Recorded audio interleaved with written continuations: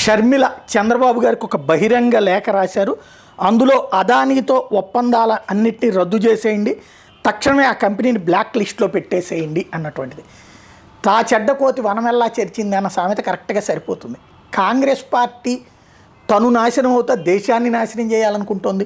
దానికి రాష్ట్ర ప్రాంతంలో పాపం షర్మిల గారు మాట్లాడుతుంది.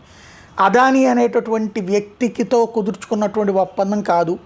సరే, అదానీని రాహుల్ ద్వేషించవచ్చు, చంద్రబాబు ద్వేషించరు. లేదంటే అదానీని సోనియా ద్వేషించవచ్చు, కానీ లోకేష్ ద్వేషించరు. ఈ విషయం గుర్తుపెట్టుకోవాల్సింది.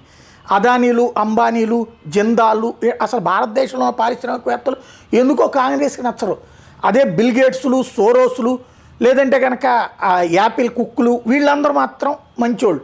వాడు ఏ దేశానికి వెళ్ళి ఎస్టాబ్లిష్ చేసుకుని అక్కడ లంచాలు ఇవ్వకుండా తక్కువ రేటుకి భూములు లభించకుండా ఏమైనా చేస్తాడా?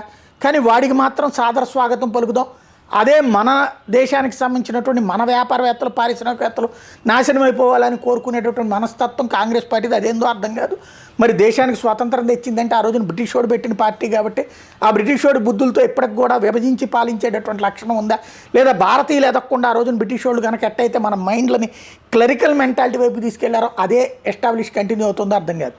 ఇప్పుడు అర్జెంటుగా చంద్రబాబు గారు మీరు అదానీని బ్లాక్ లిస్ట్లో పెట్టేయండి, గంగవరం పోర్టు లాగేసుకోండి, ఇవన్నీ బహిరంగ లేఖ రాసింది. ఇందులో ఒక్కటంటే ఒక్కటి చంద్రబాబు అమలు చేస్తే ఆంధ్రప్రదేశ్ అభివృద్ధి 25 ఏళ్ళ వెనక్కిపోయినట్టు అవుతుంది.